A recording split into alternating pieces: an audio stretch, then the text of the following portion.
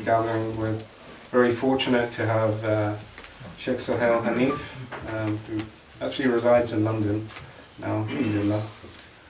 Not sure if that's a secret, but he spent many years in the Middle East, so many of you may not know him, but I was fortunate actually to meet him and some of my trips to Jordan, and even more fortunate to actually live with him and stay with him for a short time, in which time I benefited from, mashallah, from observing him, living in the same house, and we basically, our day was, he would probably wake me up for Fajr, knowing me, and then we would pray Fajr, and then we'd come back and he'd rest, and then he would have probably something to eat. Sometimes he didn't have anything to eat, and he would go and he would go to work. At that time he was working for Qibla, previously known as Sunni Path, and he would stay there all day, actually. I would not see him. I had a lovely flat, by the way, to myself, which was nice. And I had my own work, memorization and things to do, but I would see him at the prayers, alhamdulillah. I'd see him in the masjid. And then he would come back very, very late, sometimes at night, maybe 10:30, 11 o'clock, I'd hear the door. And then sometimes we'd have dinner together, sometimes it was too late, and we'd meet the next day. And that was like, I don't know how long it was, 2 weeks, maybe a bit longer than that. And that for me, and I've observed, not just Shaykh Sohail, but I've observed it in many, when we say that is a tulab al-ilm, someone seeking this knowledge, someone that's devoted their whole time, their every breath, their every movement is for the deen, and for either he was answering questions or teaching a dars, or probably memorizing or reading or doing his al-Baqara, or you'd find him in the masjid. This is divine tawfiq. So we're very lucky to have the likes of Shaykh Sohail. Recently we had Shaykh Faraz, and we have our own resident scholars here. And these people have not wasted their time at all. They've really devoted themselves. And they've chosen that path, but they've chosen a path of excellence, and they've done it with excellence, with ihsan. So the وقالوا صلاة والسلام, he said, طالب العلم فريضة على كل مسلم أو مسلمة. So learning this knowledge, what is wajib, what is fard, is obligatory on all of us to do. And there's quite a lot to learn, actually. And to do that with, when you observe scholars, to do that with the best, to do it in the best of ways, to expend one's wealth, one's energy to the best of one's ability, that is ihsan. The Prophet said, كَتَبَ الْإِحْسَانَ لِكُلِّ شَيْءٍ, that Allah has decreed excellence in everything we do. So this is something that we're obliged to do. So these are some of the things. I didn't want to embarrass him too much, and we thank him again for coming. I'll make no apologies for the repeated thanks, because he's very, very busy. He's doing a PhD in jurisprudence, so we need people like Shaykh Sohail in this community. So Jazakallah here, and honor us with your words and insights. Jazakallah.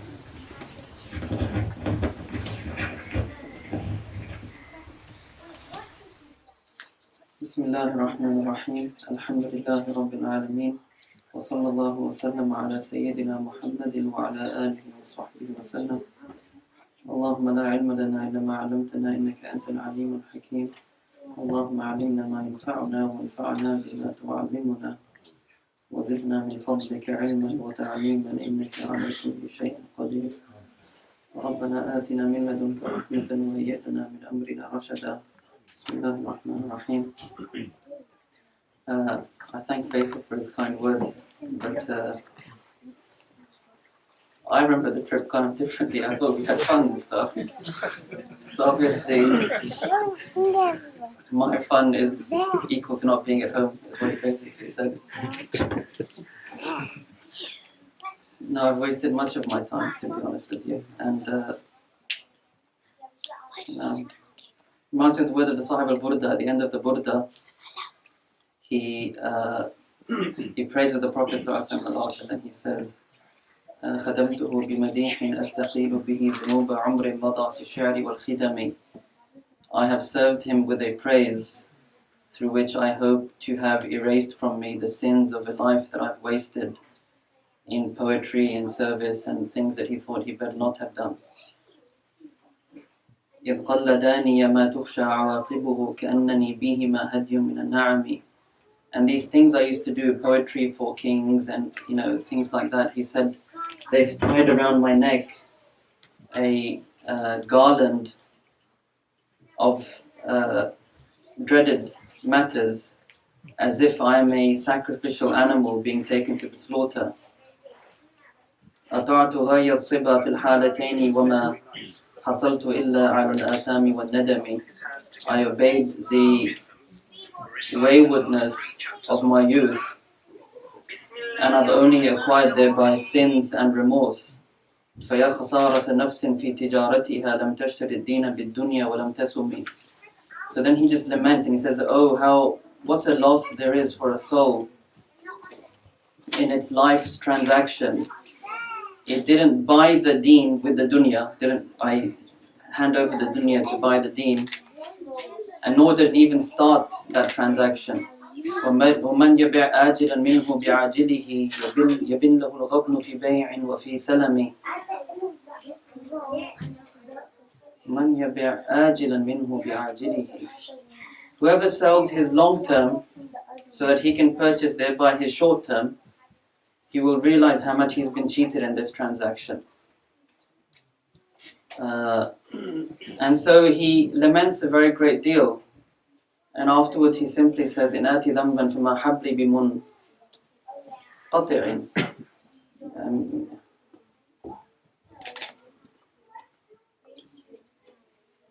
Well, basically what he says, he says, if it's true that I've come to a sin, then at least my connection to the Prophet isn't cut off by that. Because my name is also Muhammad, and the Prophet ﷺ fulfills all of his trusts with people. And the poem goes on. We didn't really start to talk about the poem, except just to say that no, I've wasted much of my life, to be honest with you. But Ibrahim ibn Adham met a man, and he said a few words, and the man really felt like he wasted his whole life. And he was 40 or 50. And the man said, well, what should I do? And he said, do good in what remains, and Allah will forgive whatever has passed. And so, no, much of our lives have been wasted, to be perfectly honest with you. But all we hope is by gathering with each other and by reminding each other of what it is that benefits us, that maybe we'll have a better start. And so we always intend to have a start. Every prayer is a start. The prayer begins with the Fatiha, which is to start. And so we're always starting. And our hope is to always start anew and start afresh and start better and start stronger than whatever the last minute was or the last instance was. And through our goodly hopes and intentions, we hope that Allah will erase all of that we've wasted, to be honest with you, of our lives. Bismillah ar-Rahman ar-Rahim. That's just my response to Faisal. All I wanted to do, but just to follow in this vein, we mentioned sacrificial animal as well, which kind of ties in with the month in which we're in. We've just started, by the grace of Allah subhanahu wa ta'ala, literally we've just started the sacred month of Dhul Hijjah. Dhul Hijjah is the most sacred of the sacred months, and there are 4 sacred months. And these sacred months were honored in the pre-Islamic period because they connect to the ritual which is the Hajj, which has been ongoing since the time of our Master Ibrahim alayhi salatu wassalam. The sacred months, 3 of them connect to the Hajj pilgrimage directly, which is Dhul Qa'dah and Dhul Hijjah and Muharram. 1 month to travel to Mecca, a month to do your rituals, and a month to leave. This is the time when the Arabian Peninsula was a bit of a Wild West scene. You had your tribal warfare, you had your bandits, you had, treaties, but they were broken, and you had, it was quite a colourful scene really. There's a book by Nicholson, A Literary History of the Arabs. If you read the pre-Islamic stuff, he summarizes a lot of their lore and their story. It's a very interesting read, and you get a feel for this Wild West which was the Arabian Peninsula. But they all understood one thing, which was the Hajj is a serious thing. No one messes with the Hajj. And so pilgrims had their safe passage. And so when the sacred months came in, all the hostilities had to be put an end to. And it was a time for safe passage throughout Arabia. And they would come and they would trade, and they had souks, very important souks, 3 of them, which were connected to the Hajj rites, where they would trade, exchange poetry, exchange culture, and whatever it might be. In the days of Mina after the Hajj, Allah tells us in the Quran, when He says, فَإِذَا قَضَيْتُم مَنَاسِكَكُمْ فَاذْكُرُوا اللَّهَ كَذِكْرِكُمْ آبَاءَكُمْ أَوْ أَشَدَّ ذِكْرًا. That when you finished, the tawaf and so on, you're in your days of Mina, which, 11th, 12th, and so on, of Dhul Hijjah, Allah subhanahu wa ta'ala says, in those days, remember Allah the same way you used to remember your forefathers, or even stronger. So it gives us an idea, these were times of boasting, and we are such and such a tribe, and it was a time of a sort of social exchange almost, within the safety of the sanctuary, and the safety of the month. All of that to honor this house, the house that Allah subhanahu wa ta'ala made the site of this pilgrimage.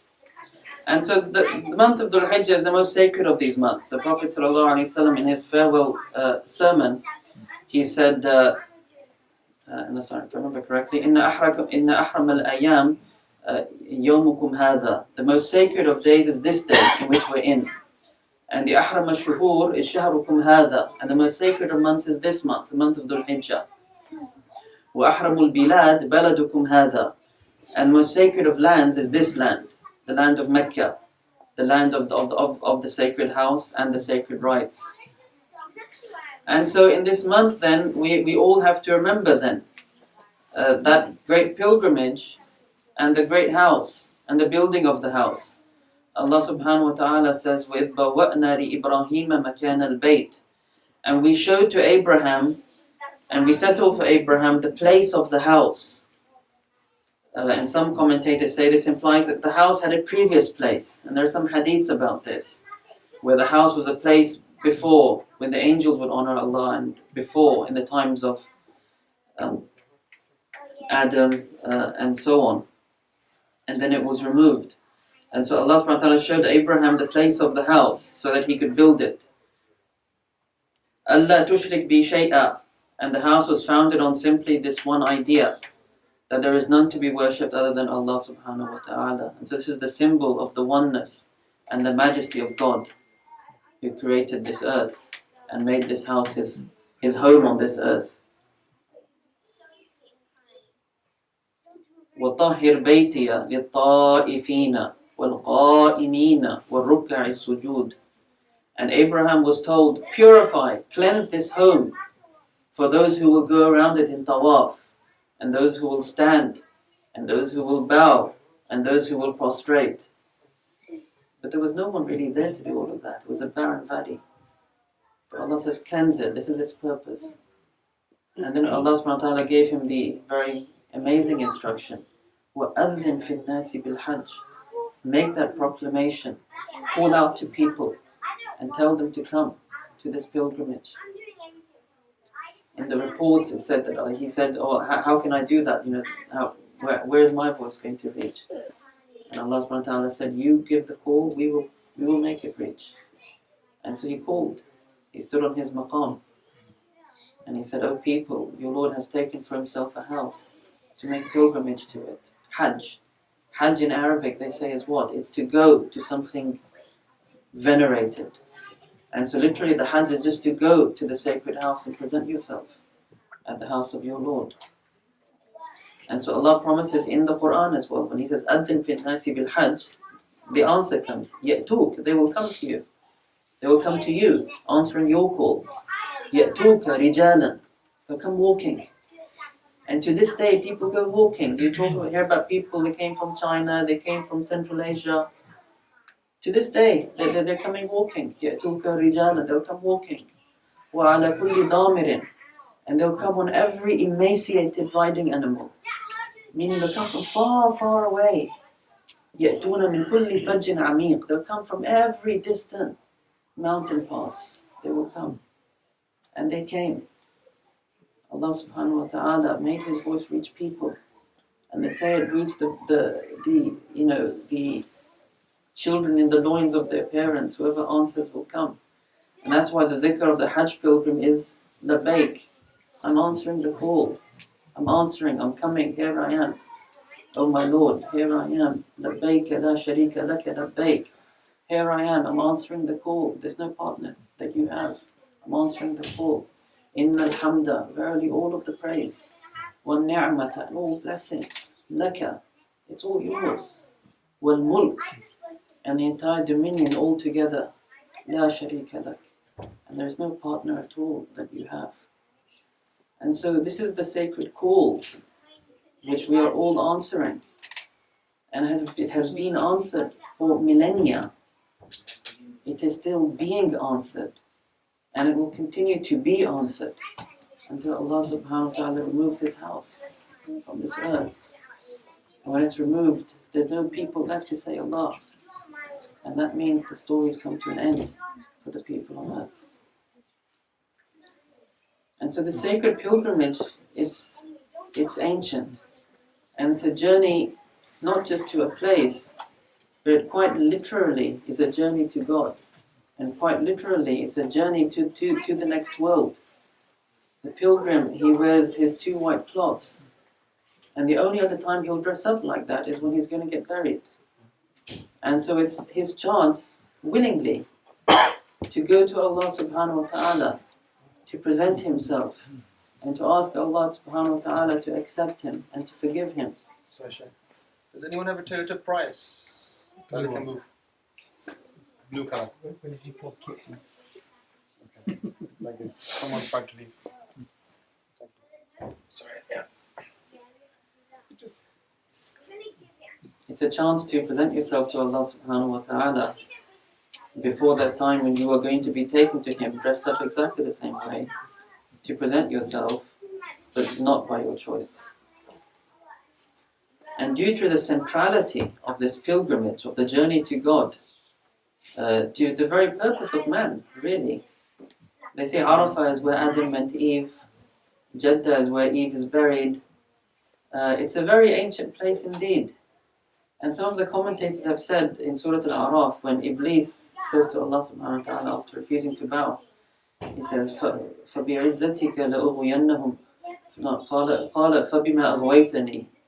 He says, because you led me astray, لَأَقْعُدَنَّ لَهُمْ صِرَاطَكَ الْمُسْتَقِيمِ. I will sit waiting for them on your straight path. ثُمَّ لَآتِيَنَّهُمْ. Then I will assail them. مِنْ بَيْنِ أَيْدِيهِمْ. From in front of them. وَمِنْ خَلْفِهِمْ. And from behind them.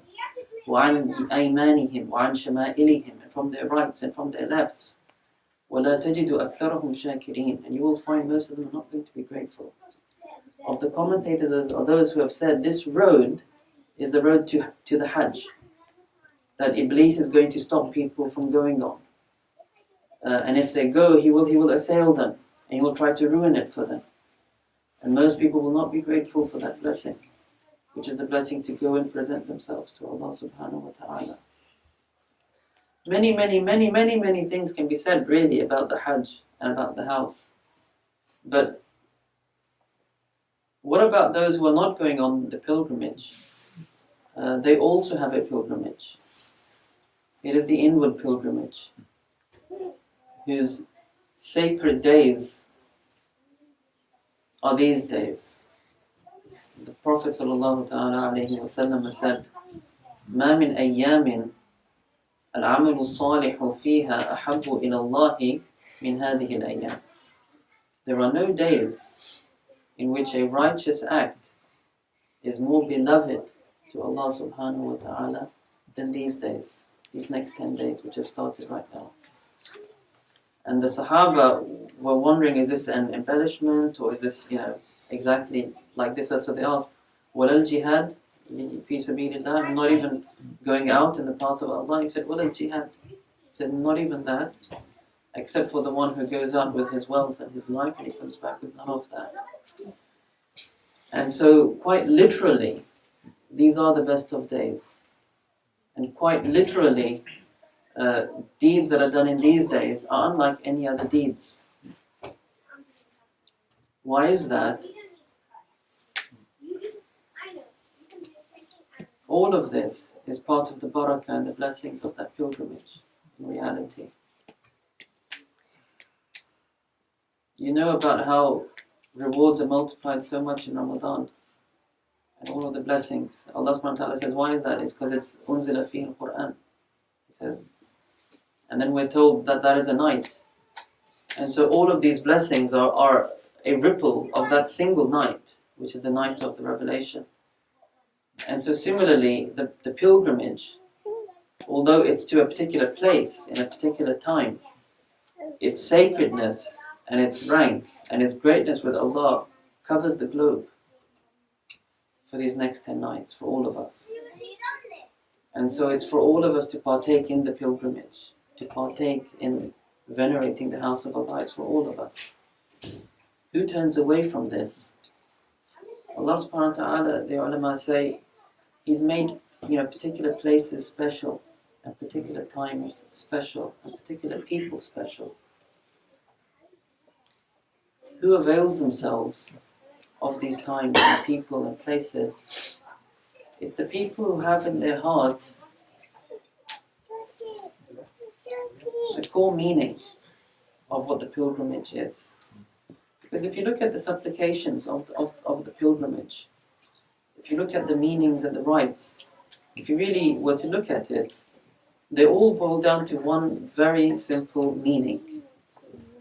It is that a person should go and make that journey, present themselves at the sacred place, and simply say this much, is to say, oh Allah, I really need you, and I'm not very, very special, and I haven't done very much good in my life, and I'm really ashamed of all the things I've done that I shouldn't have done, and I've come to you with nothing at all.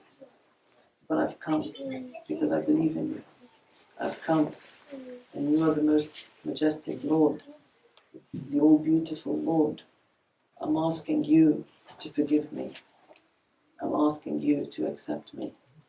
This is the pilgrim. Whoever makes that journey with only these many words, or any other words that express these words, he is the pilgrim, or she. And whoever misses this state altogether has missed something of the soul of pilgrimage in their trip. Likewise for all of us here, if we realize these meanings of how needy we are, of the mercy of Allah subhanahu wa ta'ala, then we wouldn't turn away when He says, well, my doors are open today, if you want to have a word. There's something extra I'm giving out today. We wouldn't shy away from knocking. We would run because we feel that need. Whoever doesn't feel that need because they feel, well, that's okay, I'm basically all right with everything else that I'm doing, then this person has missed out on something. And that's why the special times and places and people are a test simply of this much. Do we realize how much we need Allah? If there's simply that much. Do we believe that the bounty is His to give as opposed to ours to earn, i.e. because we deserve everything? And so this is the test almost, a test of who we are, which comes in special times and special places. If you want to talk about special people, I'm reminded of the hadith that you'll know of Uwais al-Qarni in Sahih Muslim. Why is it interesting? Because the Prophet ﷺ told to Umar and Ali, or unless I'm mistaken, certainly to Umar, that radiallahu ta'ala anhum ajma'in, that there's a man, this is his description, if you find him, ask him to pray for your forgiveness. Most people would say, well, I pray for forgiveness regularly. Maybe some of us will say, well, I pray for it at night. None of that stopped Umar. That when he thought he found this man, he really wanted to find him. And he really wanted to ask him to pray for his forgiveness. What does this show? It's the increased knowledge that Umar had that most of us don't have. And he's the person who is whoever he is, of the hijrah and all of whatever he's achieved in his life, which, that didn't stop him or veil him from availing himself of the opportunities that Allah subhanahu wa ta'ala gives, because that was his knowledge of what it means to be the slave of Allah. And so the choice is ours then, but Allah has said these are the nights and these are the days, so avail yourselves of them. And so we should avail ourselves of them. Of the deeds that the ulama have mentioned, and all of them, just to remind ourselves. But the reminder is useful, just to maybe renew our intentions and so on. They mention, of course, the ulama mentioned fasting. And so whoever can fast 9 days, because you don't fast the 10th day because that's Eid, let him or her fast those days. Whoever can fast less than that, let him or her fast less than that. And if there's only one day that you're able to fast, then make it the day of Arafah, which should fall on the coming Sunday, for which the Prophet said, sallallahu alaihi wasallam, that it expiates the sins of the year that's coming and the year that's past. Again, you can see how it parallels to what I said of the Al-Qadr, that this is the actual day, and so Allah subhanahu wa ta'ala has magnified what He gives, so that we'd really be there to ask. Ultimately, it's for us, right? Among the deeds the ulama mentioned, obviously, are prayers. And so let all of us, look at our regular prayers and to make sure that we're doing them properly. And if we're forgetful, let us try just a little bit harder to be mindful in our regular 5 prayers.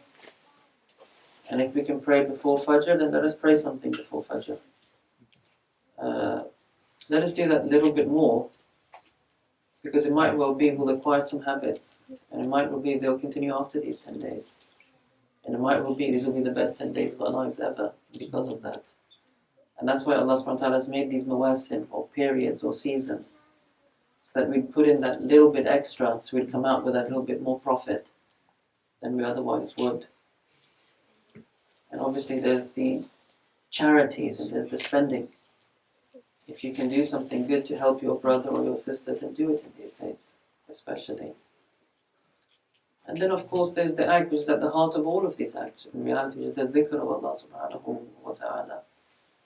In the Musnad of Imam Ahmad, the hadith that talks about these 10 days, there's no days in which there are no acts that are more tremendous, more beloved to Allah than these days. The hadith continues and says, فَأَكْثِرُوا فِيهِنَّ مِنَ التَّهْلِيلِ وَالتَّكْبِيرِ وَالتَّحْمِيدِ. And so in these days, say much, say plentifully, La ilaha illallah, there is no God but Allah. Say plentifully, Allahu Akbar, Allah is greater than everything. Say plentifully, Alhamdulillah, all praises for Allah subhanahu wa ta'ala. And again, you all know this already, but it's the dhikr of Allah subhanahu wa ta'ala that's at the heart of everything. That's what the Hajj is about, that's what everything is about. And that's what these days are about. وَيَذْكُرُ اسْمَ اللَّهِ فِي أَيَّامٍ مَعْلُومَاتٍ, as he says about these days. And they should make mention of the name of Allah in known days. Allah says in the Quran. And as you all know, it's the dhikr of Allah, which is the food of the human soul, which as it grows and is nurtured and is fed, it requires the strength to be grateful when blessings come, and the strength to be patient when calamities come, and the strength to be bigger than everything, and therefore the strength to be tranquil. In the Musnad of Ahmad also, a man asked the Prophet ﷺ, Ayyul jihadi aktharu ajra? Which jihad is the greatest of reward? Like, which of those who are fighting? And he was answered, Aktharuhum lillahi dhikra, the one who makes the most dhikr of Allah subhanahu wa ta'ala. And then the man asked, which of those who fast is greater in reward? And the answer was, أَكْثَرُهُمْ لِلَّهِ ذِكْرًا, the one who makes the most remembrance of Allah. And then he asked about prayer, about zakat, about hajj, about sadaqah. And in each of these, the answer was the same. أَكْثَرُهُمْ لِلَّهِ ذِكْرًا. The one who was most plentiful in remembering Allah subhanahu wa ta'ala. And in this report, Abu Bakr then remarked, ذَهَبَ الذَّاكِرُونَ بِكُلِّ خَيْرٍ. Those who make the remembrance of Allah have taken all of the good. To which the Prophet ﷺ replied, Ajal, indeed, yes, this is the case. And so these are days ultimately of the remembrance of Allah subhanahu wa ta'ala. And it's a remembrance for the sake of which we don't have to leave our markets or leave our work if we are there. Because Allah subhanahu wa ta'ala says about the Hajj, لَيْسَ عَلَيْكُمْ جُنَاحٌ أَن تَبْتَغُوا فَضْلًا مِنْ رَبِّكُمْ. There's no blame on you to seek the bounty of your Lord in these days of Hajj as well. Because people would travel a long way to get there from different lands. And like I said, there would be souks in different days. And so they would trade, they would exchange goods. And obviously it would also help them in their return journey or their stay in Mecca. So Allah says you don't have to stay away from trade, by the way, in these days. And so the same thing for all of us. We don't have to stay away from things that we need to be doing. Whether it's work, or whether it's going to the market, or whether it's anything else. But let's learn from the Hajj. And let's try and intersperse all of these activities with the dhikr of Allah subhanahu wa ta'ala. If we're at work, let's remember, these are the days of dhikr especially. And just take a moment to say, Allahu Akbar, Allahu Akbar, Allahu Akbar. La ilaha illallah, Allahu Akbar, Allahu Akbar, wa lillahi alhamd. Or any other dhikr. And if we can intersperse our work and our trips to the market with dhikr of Allah subhanahu wa ta'ala, maybe we'll continue this after these days. And we'll really have profited indeed if that is the case.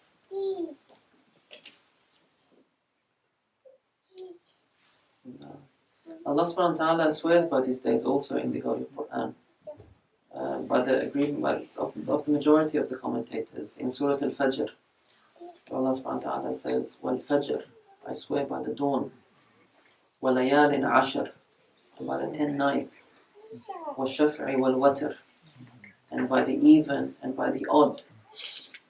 And some have said, and some hadith also about this, that the even is the day of Eid, the 10th of Dhul Hijjah, and the odd is the day of Arafah, the 9th of Dhul Hijjah.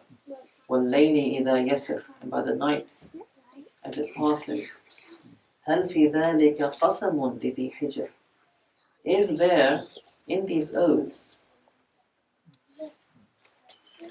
is there in this an oath for the one who is intelligent? I.e., the person who is intelligent will realize that, wow, these are really, really tremendous things, including the 10 nights in which we are in. What is the mark of the intelligent one? Well, the surah almost explains what intelligence is, because as it goes on, it talks about the people whom Allah destroyed, of Thamud and Iram and Ad and Fir'aun. And Allah emphasizes their strength. التي لم يخلق مثلها في البلاد, lands that nothing was the like of. And Fir'aun and Thamud that would make their homes in these rocks. وَفِرْعَوْنَ ذِي الْأَوْتَادِ, and Fir'aun of the pegs, which appears to be a reference to the pyramids or something of that sort. Civilizational strengths all of them had. الَّذِينَ طَغَوْا فِي الْبِلَادِ, but they transgressed in the lands. فَأَكْثَرُوا فِيهَا الْفَسَادِ, and they made much wrong in those lands. فَصَبَّ عَلَيْهِمْ رَبُّكَ صَوْتَ عَذَابٍ, and so the punishment of Allah fell upon them. إِنَّ رَبَّكَ لَبِالْمِرْصَادِ, Allah is always watching. And then Allah makes a general statement about people. فَأَمَّا الْإِنسَانُ إِذَا مَا ابْتَلَاهُ رَبُّهُ فَأَكْرَمَهُ وَنَعَّمَهُ فَيَقُولُ رَبِّي أَكْرَمَنِ. The human being, when Allah subhanahu wa ta'ala tests him by giving to him, and tests him by honoring him, and tests him by giving him something special, how does he respond? Oh, my Lord honored me. I.e., yeah, well, I was the one he would honor after all. وَأَمَّا إِذَا مَبْتَلَاهُ رَبُّهُ, but when he tests him likewise, فَقَدْرَ عَلَيْهِ رِزْقَهُ, but he restricts something of his provision, فَيَقُولُ رَبِّي أَهَانَ, because my Lord has humiliated me. He says, كَلَّا, no, that isn't the case. These are just tests. When he gave, you should have been grateful. When he took away, you should have been patient. Instead of saying, I was the one, I deserved it, and now look here, he is humiliating me. Allah says, كَلَّا بَلْ لَا تُكْرِمُونَ الْيَتِيمَ. If you want to really be honored, if you want to be worthy of something, or with the earlier word, if you want to be intelligent, this is the mark. You have to honor the orphan. وَلَا تَحَاضُّونَ عَلَى طَعَامِ الْمِسْكِينِ. You're not even honoring the needy one. وَتَأْكُلُونَ التُّرَاثَ أَكْلًا لَمًّا, and you eat the inheritance, which is not yours. وَتُحِبُّونَ الْمَالَ حُبًّا جَمًّا, and you have this all-encompassing love for wealth. كَلَّا إِذَا دُكَّتِ الْأَرْضُ دَكًّا دَكًّا, when the earth is all shaken, وَجَاءَ رَبُّكَ وَالْمَلَكُ صَفًّا صَفًّا, and your Lord will come with all the angels in ranks. And heaven will come, and there will be hell.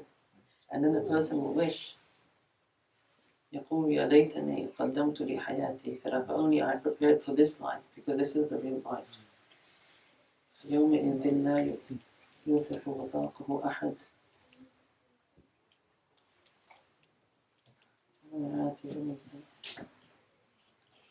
لا يعذب عذابه أحد ولا يوثق وثاقه أحد.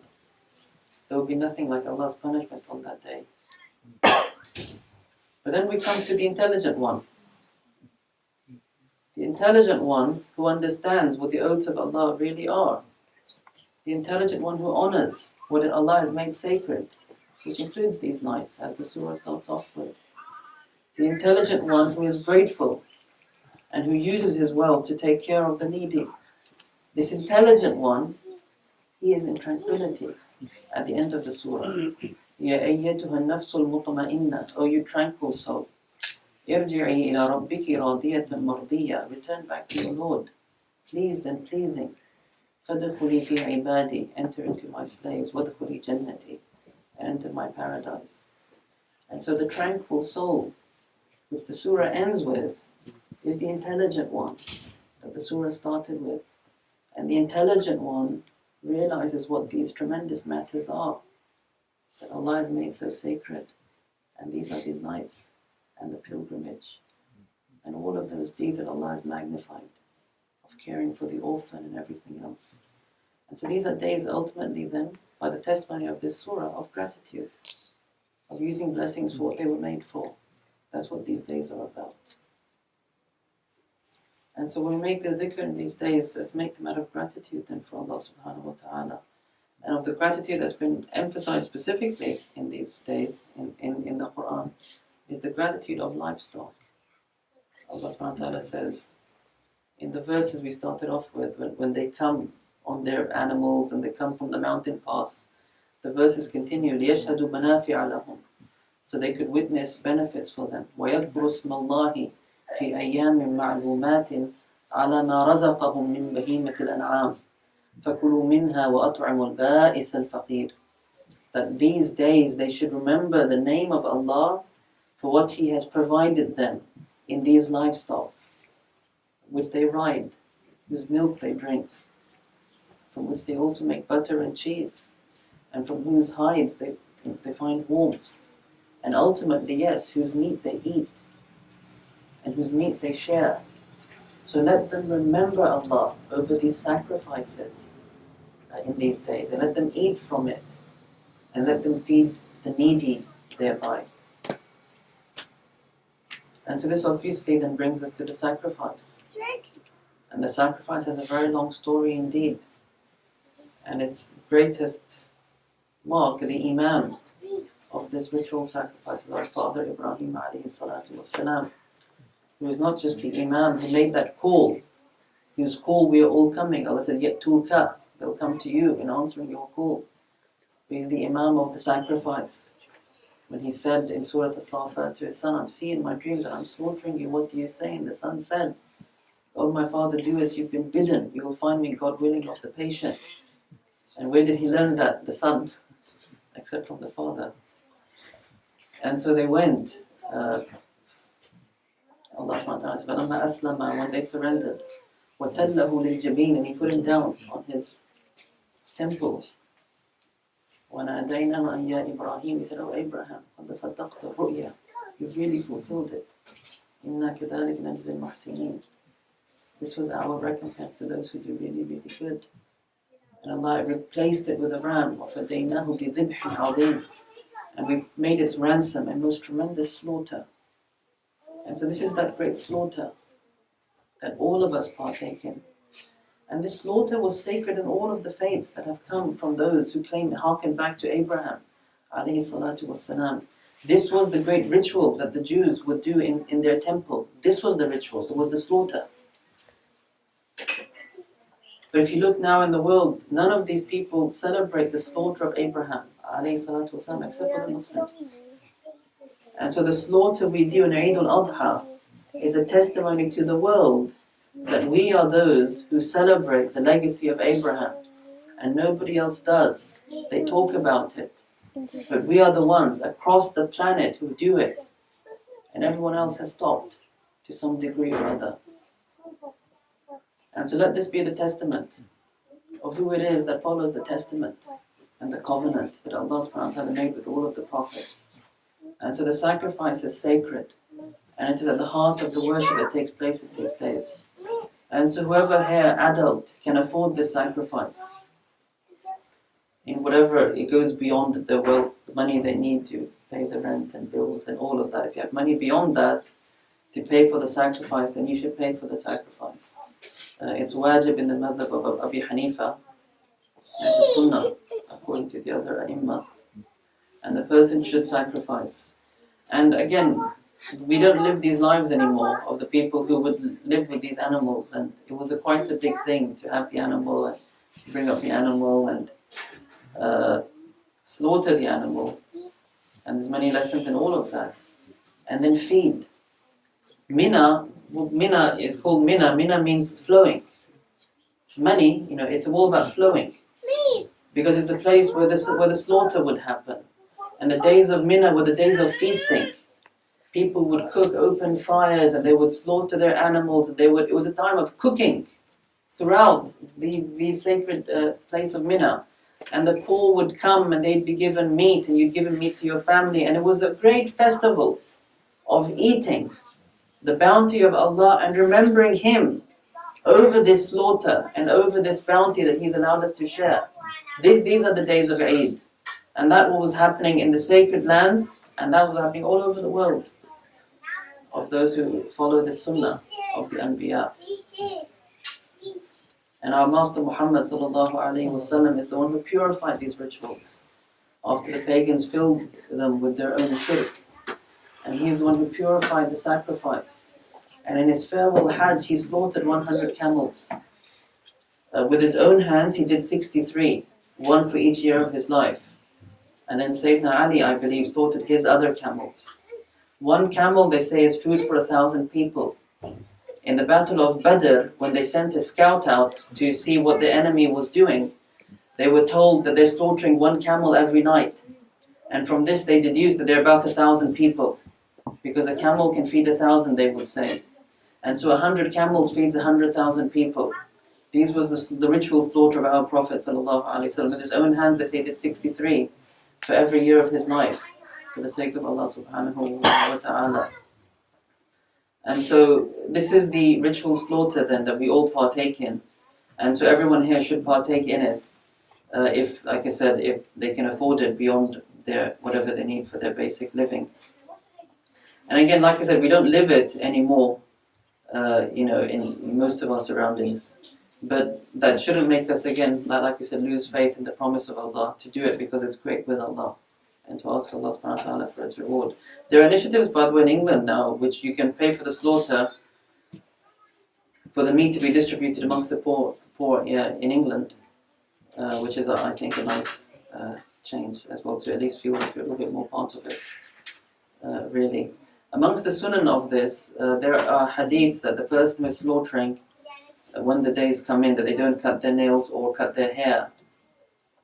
And this again is part of, the pilgrimage and its effects covering, across the globe, because these are what the pilgrims are doing, the fuqaha have disagreed, not to make it into a fiqh lesson, but just to a little bit summarize, about the strength of this.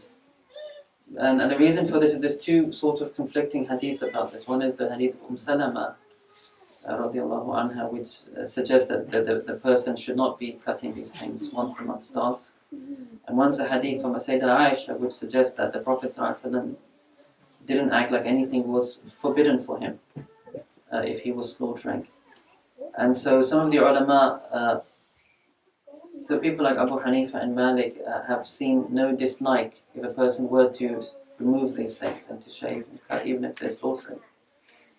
But if a person wishes to do so out of the establishing the sunnah, then they have a reward for this. Allah subhanahu wa ta'ala a'lam. They say that Ibn Umar and Abu Hurairah radiallahu anhum would go to the souk, to the market, just to say Allahu Akbar, Allahu Akbar, Allahu Akbar in these days, and the people would say Allahu Akbar, Allahu Akbar. And that's the reason why they go to the souk, but isn't to buy anything. Just to remind the people. You don't have to leave the market, but these are days of saying Allahu Akbar.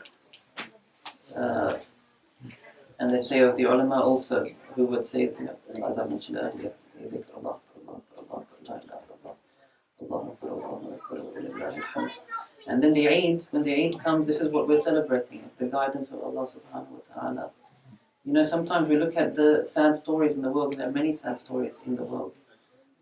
Allah subhanahu wa ta'ala never said the world would be a walk in the park. And Muslims have seen many, many dark days. They've seen days when the entire capital of the caliphate was sacked by a raiding army. And on the other side were the raiding armies from Europe. Very, very dark, dark days when really was wondering, is the whole thing going to pack up? And after that, glorious days came after that, and glorious people came after that. And so there are many dark things happening right now. But don't lose sight of the simple fact that we are here in the middle of where? Remembering the teaching of Allah and His Messenger. That whoever wants to recite the Quran fresh, like it was revealed, can recite it. And can find a teacher to help them recite it. Whoever wants to celebrate the sacrifice of Abraham alayhi salam from millennia ago, he's doing it today right here where he is. This is a miracle of the miracles of Allah subhanahu wa ta'ala. And it's a promise He made which He has fulfilled. And so we should be deeply grateful for that. That wherever we are and however we are, we're following this ancient road, this ancient route. The devil wants to stop us, but we're still there. And Allah is still teaching us. And so the need is for us to remember that and to be really grateful for that. And so let us do what we can these days, and let us glorify Allah in the Eid for His guiding us. We ask Allah subhanahu wa ta'ala for His forgiveness, for His tawfiq, and to give us the ability to do more, and to keep more coming out of these days, and to remember Him, and to ask Him for His forgiveness, and to not deny us the du'as and the rewards of those who are on the pilgrimage, and that He should make it easy for them, and forgive them, and accept them, and forgive us with them. And none of this is difficult for Allah subhanahu wa ta'ala. Wa sallallahu ta'ala ala Sayyidina Muhammad wa ala alihi wa sahbihi wa sallam. Alhamdulillah.